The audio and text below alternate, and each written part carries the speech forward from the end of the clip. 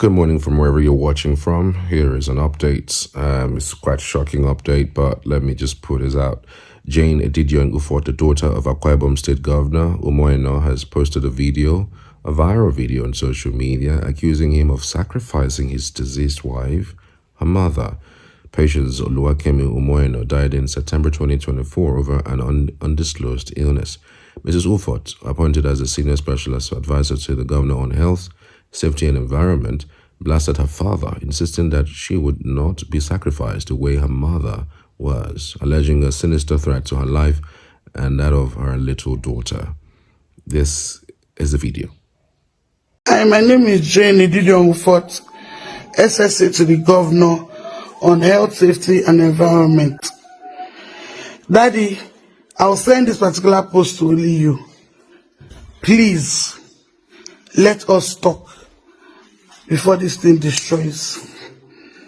You cannot, I'm not a sacrifice. Mommy was, I'm not.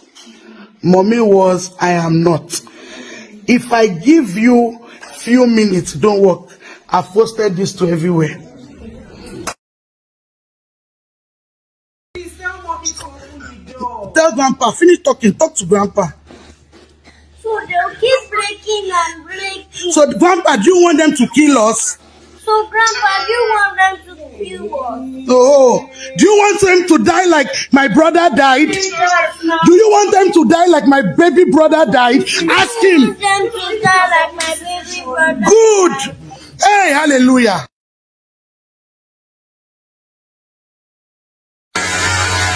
If I die today or my daughter dies, Akemini.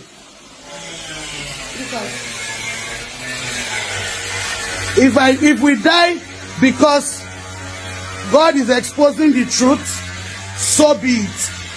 But my blood will not go scot-free. Please share this thing. I'm more interested in my life.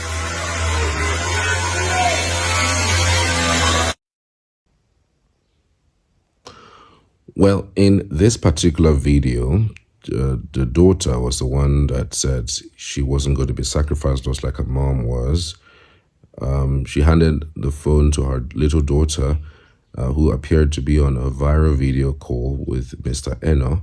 Mrs. Ufot told her daughter to ask the governor whether he wanted to kill her, his grandchild. So, Grandpa, do you want them to kill us? The minor asked, repeating the question as instructed. Do you want them to die like my baby brother died? There was no audible response from the governor during the exchange, and it remains unclear who the child was referring to when she mentioned them. Mrs. Ufot said her life was on the line due to the undisclosed revelation that may soon come to light.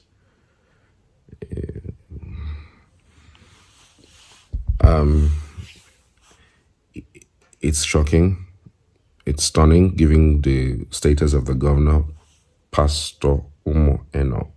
Remember that he's a pastor. He's not just a governor. I mean, we know that some of these governors go the extra mile to do certain fetishes, certain ritual. That is what happens for fortification, for just have you, whatever it is, they do all of those things. But again, I'm wondering to myself, why would a pastor do that kind of thing? Why would he even do that kind of thing? But I'll come to the governor himself. But let me speak about the daughter. You know, it takes some sort of courage. No, not even courage. More than just courage to come out and speak about this type of things. For the life of me, the woman died in September 2024. And, you know, when that woman died, I followed that story, okay? But it wasn't clear what could have killed her. And the woman was pretty young, in her prime. Yes, we know people die every day. Nobody has the power to life, but there's a certain status you be in life. Even if you are sick, I mean, you tend to prolong your life because of the monies you have. I mean, you can't compare somebody who is poor and somebody who is rich in their sickness. I mean, let's be somebody who is poor may not be able to afford the best of Medicare. They just try to manage themselves with their immune system being strong enough. That time, that's when the immune system will be tested. It's not the same thing with somebody who has money and can fly abroad anytime, anywhere, anyhow, any country for Medicare. So, and all of the papers that I read at the time, I was trying to find out what really killed this woman. I didn't go deeper really, but I think the only paper that I saw that explained was the cancer or something. So, but it wasn't explained properly about what really killed her. So there's this air of they don't want to disclose what killed her. Nobody wants to talk about that. For now, for this woman, for her daughter to come out right now to start talking about sacrifice, I have to check it again. No? I hope the next thing will not be that that she's a psychiatric patient or she has had a mental problem, because that's the next thing that they will start doing. She has a mental problem. She has a psychiatric problem. The reason why she has been saying in fact, they will not start giving references that doesn't add up. I hope it doesn't come to that. I will really need the government of Akwa Ibom to react to this, because I don't want to go deeper in explaining or try to put out what my mind is saying. But I really need them to react. That way you can have a balanced conversation. I mean, when they react, then you can now start saying, okay, you can now pick two and two together to put together. But having said that, I would say that nobody ever comes out in this manner. I mean, this is your father and that was your mother. Okay? And you are supposed to be grieving as a family. So when you now say somebody is the one that killed or the sacrifice that was done, it takes a lot to do that. I mean, for the life of me, the woman I saw in that video is sane. It's not like somebody who is mentally not okay. She has a kid. And the video that she did, I think there are people who were around her. So they must have sat back, looked at the situation as an adult, knowing the environment that you are in. You can't just come out and make allegations to your father's head, who is the governor.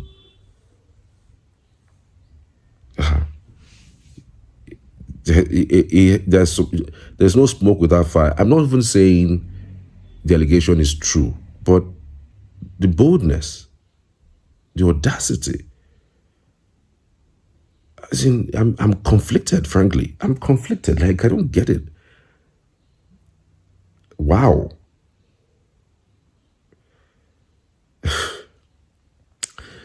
So I really think, again, that she should provide evidence. I mean, if you think your mom died because she was sacrificed, sue him.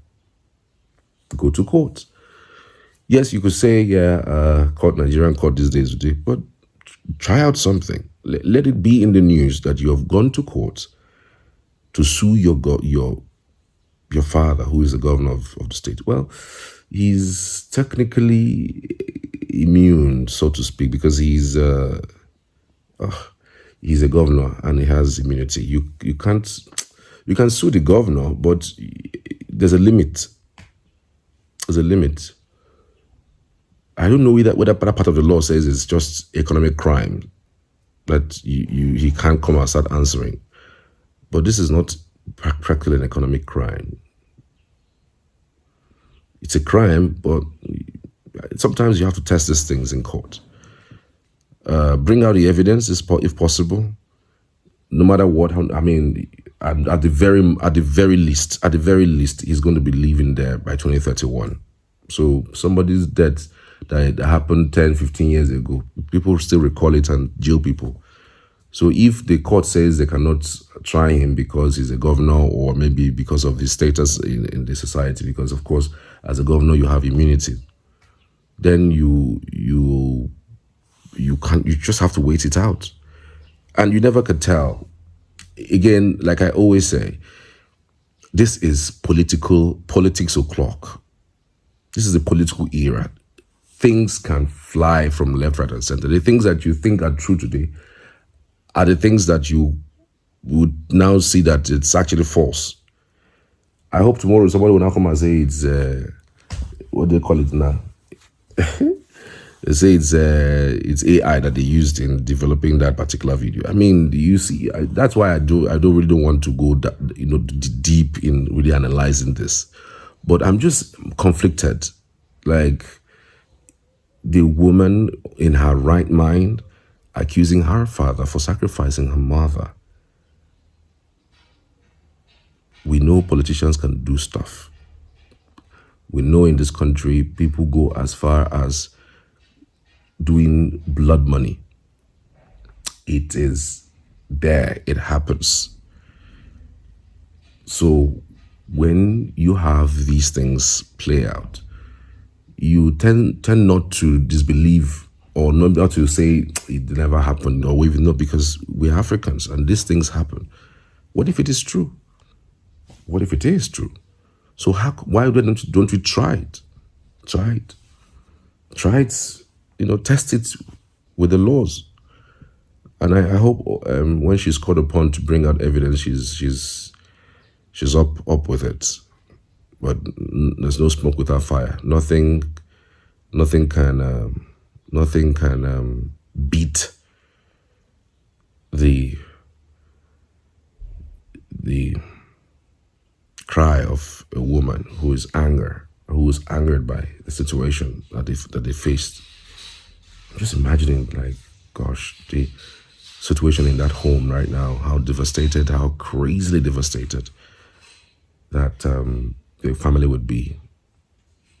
On one beat, I'm sorry, I'm pitying the man, but on another hand, I'm saying, okay, what if he did it? I'm just conflicted. Like, I can't imagine my daughter accusing me of killing my wife, if at all. Terrible. Terrible.